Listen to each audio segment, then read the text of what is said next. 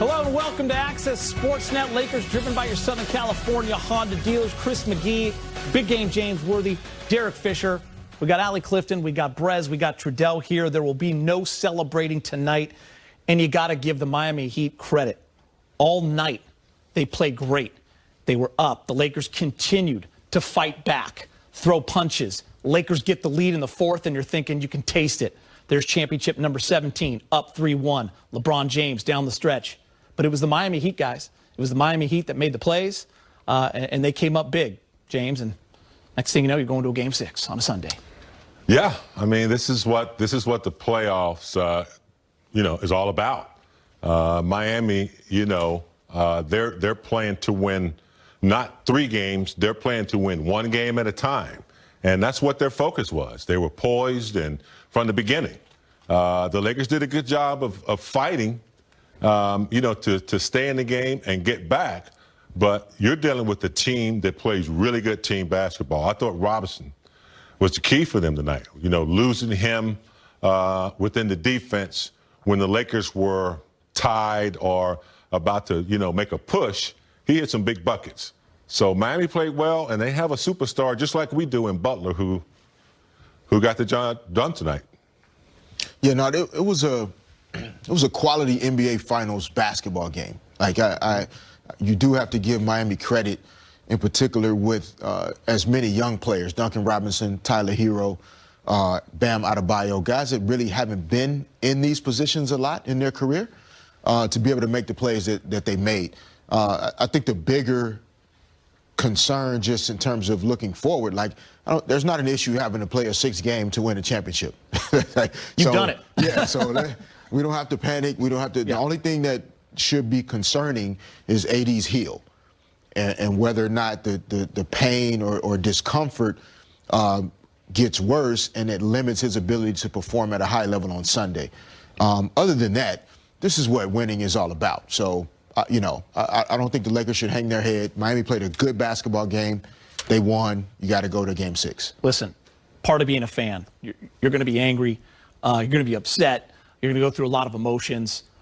For me personally, this was a great basketball game. Yeah. This is what the NBA Finals are all about. We're going to talk about Jimmy Butler in a minute because he was the man. But I want to show you guys this last sequence right here with the Lakers down 1. LeBron drives, kicks it out to Danny Green. He misses. Markieff Morris gets the rebound. He's got guys around him. There's 5.5 seconds left, but he's trying to lob it to AD. James goes out of bounds. I can't blame him for it. 5 seconds ago, he's a veteran player. AD under the bucket. It was a marginal pass. It was a marginal pass. AD hadn't quite established, but I can't blame him for the effort. I would like to see the shot go up maybe, or maybe get it out with 5 seconds. I don't know if he knew how much time, but but I'd like to see another play. Yeah, but he trying to get it to AD. I can't blame him for that. And Fish, LeBron drives, and we cut in a little late there, but LeBron driving has that lane, but guys converge on him. He makes the play. He throws it out to a wide open Danny Green. That's the play you have to make. Yeah, and that's why Frank Vogel put Danny Green in the game. Took Alex Caruso out, put Danny Green in the game, knowing that if that opportunity presented itself, that ball is coming out to a three-point shooter that is capable of making those shots. He missed that one. I think Markieff in that position, as talented as he is offensively, with the clock running down, that's his play to make. He's capable of putting the ball down, going to make a play and get a shot off. And I'm sure if he's in that situation again on Sunday, he'll learn from this tonight and know that, hey, when that clock is running down, I'm capable as well. I can go make a play.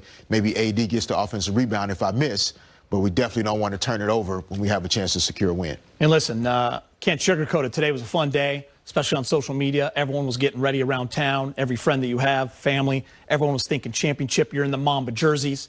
You're 4-0. All the stars aligned. But we said it in the pregame show before we threw it over to ABC. The Heat are trying to win a basketball game. They're not going to lay down. And their star player, Jimmy Butler, has been the MVP in the bubble. I mean, what he's been able to do with this Miami Heat team, guys, another triple-double, 35 points, 11 assists, 12 rebounds, 12 for 12 from the free throw line. And just, gutsy performance is cliche, but I can't find any other way to describe it, James. Yeah, and I saw him in the last couple of minutes of the fourth quarter. He's exhausted. Yeah. He's exhausted, and he's putting it all out on the floor. This guy's a true leader, man. They play around Butler. He's a great distributor, a great deliverer when you need a score, always under control. You know, doesn't shoot a lot of threes, just knows his game, Geeter. And if you don't get the ball out of his hands, he's going to navigate till he gets to a spot. He and DeRozan remind me a lot of each other. They get to their sweet spots, and they hit the little 15-footers or whatever they have to do. So this guy's a true leader. He does it all. Defends, rebounds, assists. We have LeBron James. They have Butler. And when Dragic went out and Adebayo went out with the injuries, and there was a lot of conversation around, okay, maybe the Heat are done. Both of these guys are out. And we were all trying to figure out how is the Heat going to produce offensively without ball handling, without the activity of Adebayo. And one of the ways that it could happen was for Jimmy Butler to go from averaging 20 points a game up into 30, 35, 40. And that's what he's done. He's essentially said, like we saw tonight with LeBron, when AD went down with the heel, LeBron put the team on his back and kept the team close. Jimmy Butler is putting his team on his back. It's giving Kendrick Nunn, Hero, and the young guys confidence that they maybe didn't have prior to Jimmy Butler stepping on the gas. You know what it reminds me of? I remember the Warriors' first championship, 2015, LeBron James playing with the Cavs. Kyrie Irving goes out. Kevin Love's out. And I remember arguing with people saying, yeah, those guys are out, but that puts the ball in the best player in the world's hands all the time. That's a problem. Yeah, the Warriors ended up winning that series, but everyone was touting LeBron as the MVP, even though they lost in 6 games. That's what happened when Dragic went out and Bam went out. Ball's in Jimmy Butler's hands every time. And then you have a performance like tonight from Duncan Robinson, an undrafted rookie, James, who he's not feeling any pressure. Yeah. Robinson 7 threes. Robinson played well. I mean, he was, you know, you couldn't, you had to stay at home on him. I thought there was a couple times where they lost him, kicked it out. He got a couple big threes. None coming in off the bench. I think our bench didn't play as well as we are capable of playing. We're capable of getting 25, 30 points. I think 14 points tonight. And I thought Nunn came in when the game was, you know, about to go one way or the other. And he came in and hit some big shots and also distributed the basketball. So he was a little X factor when Dragic went down. And he came in and got the job done. I think he had 14 tonight. James, I'm glad you brought up the bench. The Laker bench, let me say this. The entire playoffs, in my opinion, they've been great. Not every single game, but they've been a huge reason the Lakers are here. 4 or 5 guys bringing it every night. This wasn't their best game. But you got to stay confident, Fish. You cannot fall into that losing confidence, right? No, you can't. And I don't think any of these guys will. Like, you know, Kuz is a confident guy. Rondo's been here before. Alex Caruso is new to these situations, but you know, he doesn't hang his hat on his offensive identity. Yeah. So I think he'll be fine as well. Most of those guys, you know, those 3 guys in particular, some of the looks that they got tonight, they'll take those every night. I think what kind of caused some issue tonight for the bench sometimes is when, like, LeBron shot the ball well from the perimeter, really good in terms of threes. And in that first half, when AD was slow to get started in terms of offensive production, but then when he went out with the heel, LeBron basically kept the team close. But he was carrying such a big load, there wasn't as many opportunities for other guys to get, you know, volume in terms of shots. So, you know, they'll make some adjustments and make sure that guys are staying involved. LeBron is always great with the pass.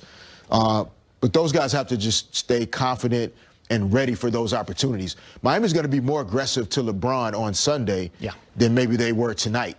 So that means that Kuz, KCP, Danny Green, Markieff, they have to be more ready to take shots on Sunday. And for everyone in the bubble, mentally, if you thought you were leaving, you're not.